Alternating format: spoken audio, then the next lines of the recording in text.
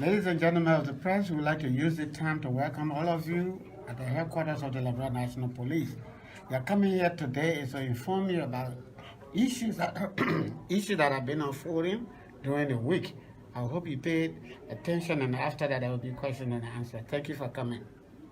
Well, thank you so much, ACP Louis Normal, our head for media relations of the Liberia National Police, and to the entire media relations team, as well as the community services section headed by ACP Samuel Ford.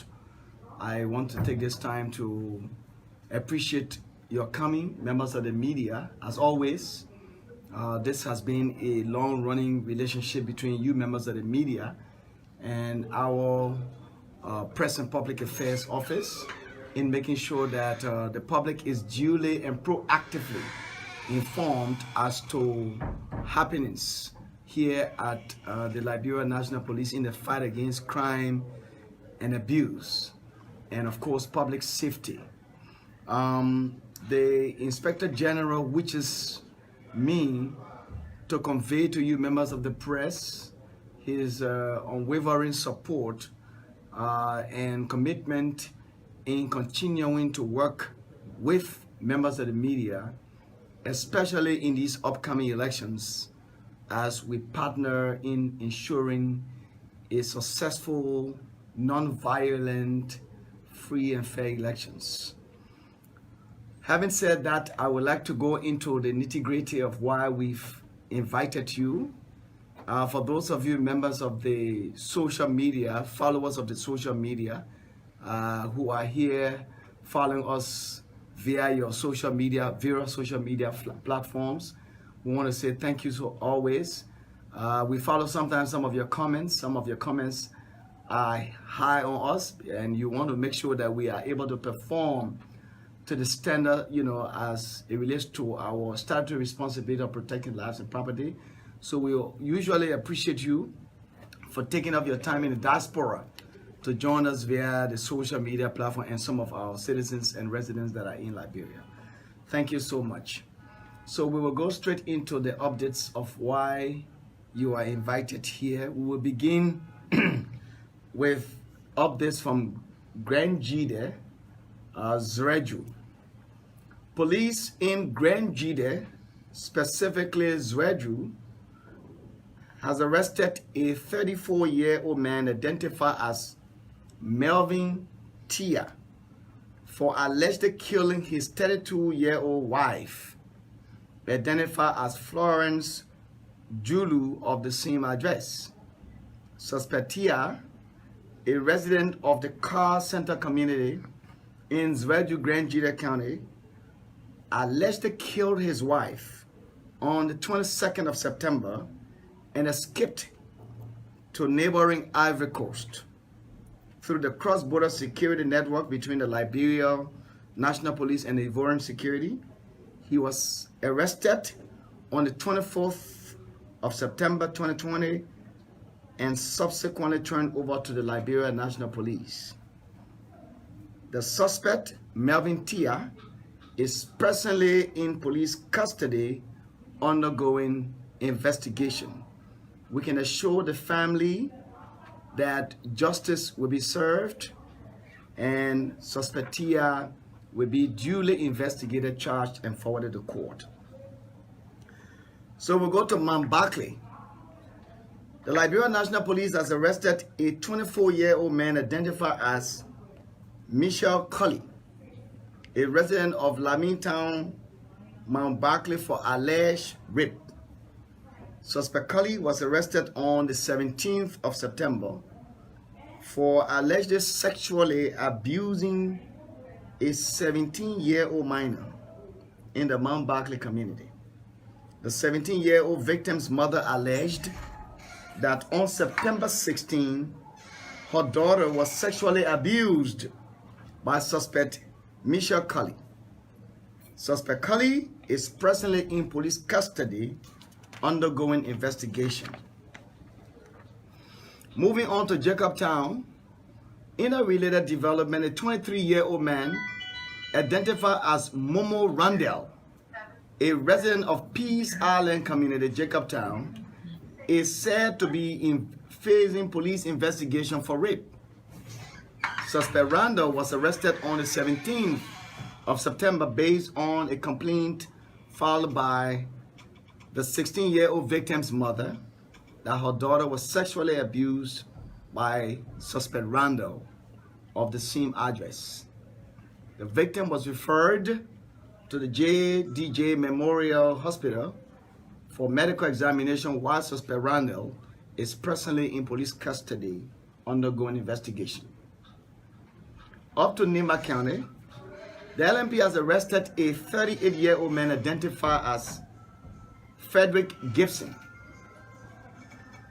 a resident of Buotoin Town, Nimba County, for allegedly raping a 24-year-old woman of the same address. And the suspect absconded.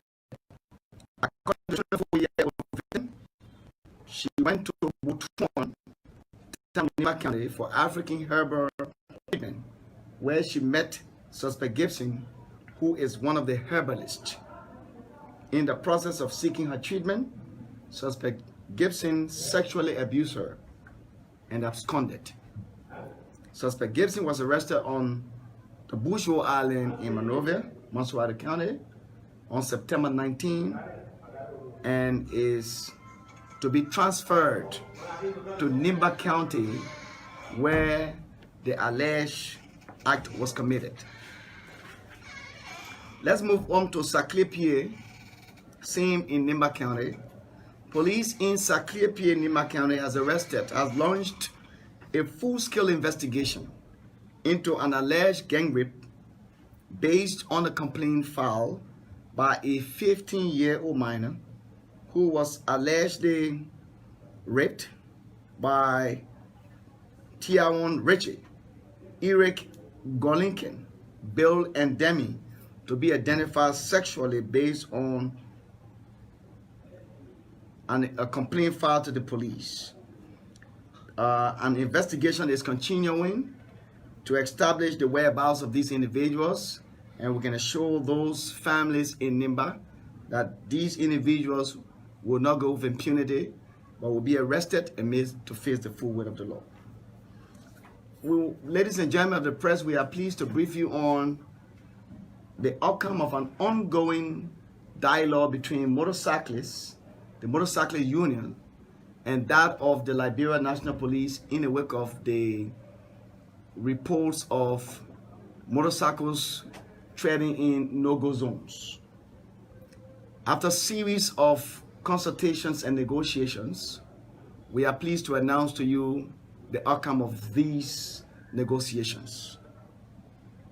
After a series of meetings amongst the Liberia National Police, tricycle and motorcycle unions, the following resolutions to regulate the movement of motorcycles and tricycles in Monrovia and its environs were made. During the last section with various unions at the headquarters of the Liberia National Police on September 14, 2020, it was agreed that the restriction on tricycles and motorcycles for no-go zones return to status quo. That is where we were before. The authority of the Liberia National Police named the following areas as no-go zones for commercial motorcycles. These are the no-go zones. BF Factory to Monrovia. From BF Factory to Monrovia, in other words, Central Monrovia, that is one of the no-go zones that motorcyclists will not, commercial motorcyclists will not ride on. And then we have GSA Road to Monrovia. That is GSA in Painesville. No motorcycle will have access to the main route from GSA Road all the way coming to Monrovia. Then we also have another route. The entire Roberts International Airport is going to be a no-go zone for motorcyclists. The entire route leading from Painesville all the way going to the Roberts International Airport is certainly going to be a no-go zone for commercial motorcyclists. And then another no-go zone that was agreed in a meeting with the tricycle unions and motorcycle unions. From Monrovia to ELWA Junction and Freeport to Monrovia, those are areas that will be of no ride for commercial motorcyclists. All commercial motorcycles will be allowed to ply the Brewerville to Beer Factory,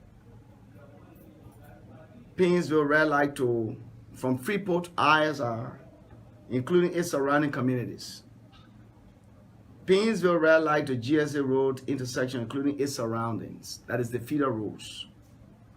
From 540 Congo Town Back Road to 72nd communities. That means you can take the 540 across the road to the Congo Town Back Road, and you can use that route to go to the 72nd, right through the 72nd. Those are areas that are of, access to motorcyclists, commercial motorcyclists. So then we have other go zones for commercial cycles include O Road to Cali Hospital, Mathadi Estate to Jalatown and avenues in that location, and Airfield Community Development House respectively. The resolutions adopted, and of course these are resolutions that were made on the basis of negotiations with these tricycle and motorcycle unions. So it was not that the police, the LNP, Public Safety Division just sat down and created these no-go routes. But instead, we thought to sit with them to have their full input into these discussions. So the resolution adopted from the meeting also highlight no-go zone for tricycles. In other words, we call it keke, which include Ashmore Street, Front Street, Broad Street, Buchanan, Center, Gurley, Randall, and Robert Streets. Other restricted areas are Carey Street, Clay Street, McDonald Street, Warren Street, Johnson Street, and Camp Johnson Road. All tricycles are also allowed to plow from Brewerville to Waterside, Benson Street through UN Drive to Basel Community and stop at the University of Liberia, Matadi Estate to Jalatown, and Macklin Street to West Point. Any operator caught in violation of these rules will be issued for the first offense $25 ticket. Second offense, $50 ticket. And the third offense will lead to motorcycle or tricycle impounded and a subsequent auction through the court, the traffic court. All operators are asked to act in accordance with the vehicle and traffic laws of the Republic of Liberia. Tricycles and commercial motorcycles are to ply the go zones beginning 6 a.m. to 10 p.m. daily. Anything beyond that, the law, the vehicle and traffic law will take its course.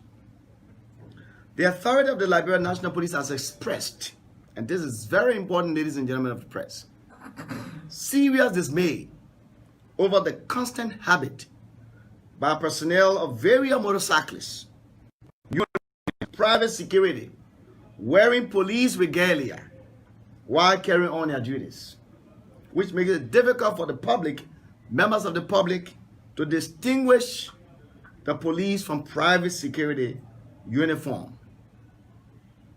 The wearing of police uniform regalia is strictly prohibited.